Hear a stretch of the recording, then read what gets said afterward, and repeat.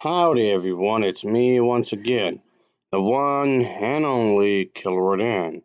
And today, I figured I would do another list type of a video, folks, because I feel like I don't do these types of videos that often, really. I mean, I did before, of course, obviously, but just not often enough, I guess you can say. And if anyone has been around my channel long enough, I guess, of course, I like to talk about Kung Fu, of course. I've actually have a playlist on my channel that talks about martial arts, and yeah, I have reviewed so many of these movies. I mean, granted, the vast majority of it is really obscured, low budget stuff, but still counts as kung fu. And yeah, I like this genre. I really do. Even though I feel like I don't talk about this genre enough. Honestly, I feel like I don't really. But I guess to be more specific, I'm talking about the LGBT community in this case. And if somebody gets offended, I don't give a shit! I was thinking in regards of like this show, of course, but just in reverse, have the women dress up as men and whatnot. So that's technically what you would call, I guess, the proper term is drag kings, of course. And yeah, that's what I want to talk about, folks. I guess to be more precise. And no, no, no. I don't mean this as a joke either. I don't mean this as a punchline. It's not meant to be mockery. And yeah, at least to my knowledge, I didn't really see anybody doing something like this. Really, I've looked, and yeah, just seems kind of odd. So I'm just gonna just refer to the movies I've already reviewed myself. They're not gonna be in any particular order. It's just gonna be random. It has to be obscured, low budget, but and have include a drag king character type of a character, whether that's the main character or secondary character, whatever the case may be, as long as said character has some sort of importance to the overall plot somehow, that would of course count, of course. So, but yeah, let's just get into it, shall we? So here we go.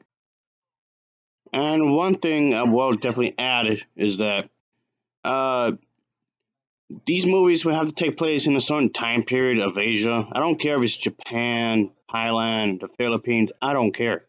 As long as it takes place in a much less modern time, I guess you can say, which the vast majority of what a review does take place in an ancient area of Asia somewhere. Just throwing it out there. So here we go.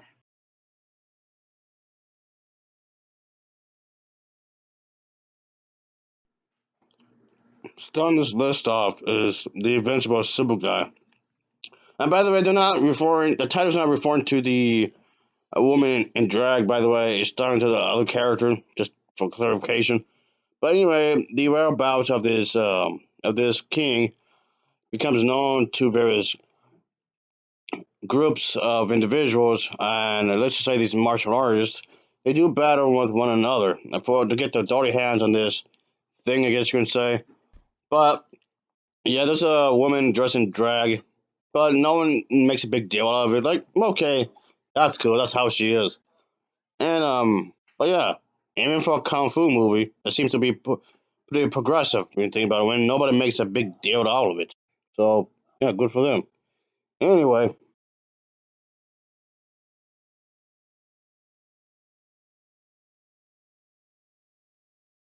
making it number four, Two Assassins of the Darkness. Yeah, this has another woman in drag, but she sort of seems to be enjoying herself.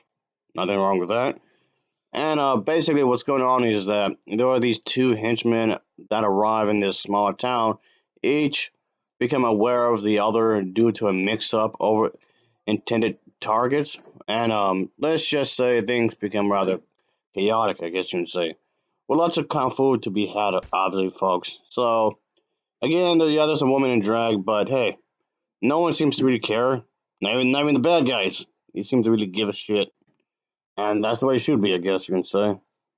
I mean, yeah, it's gonna show the characters seem to be enjoying themselves, like a reflection of their own personal life in some ways. I guess you can say.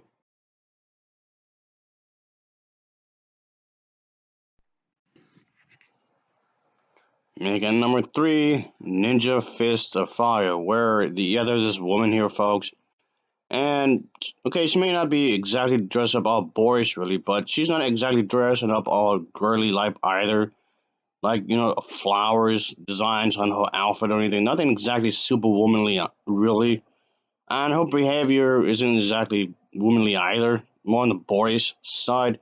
But in this movie, yeah, there is this ninja prince whom is trying to overcome the odds and gain his rightful place on the throne. So yeah, of course, things do become rather chaotic for these characters, with lots of fighting going on, of course. And yeah, there's this whole bit where one character actually stumbles upon a scene of a slaughter. So, yikes.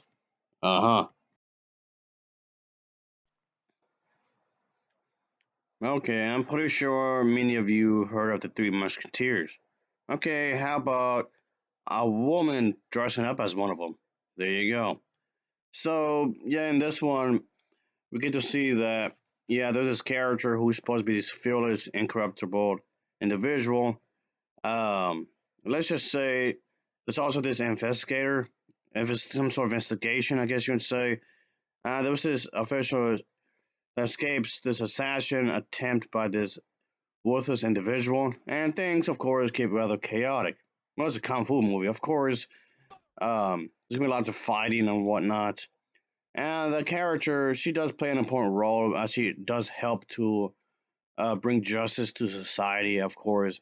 I would do everything in her power to help out in one way or another. So yeah, pretty cool movie if you ask me. But there you go.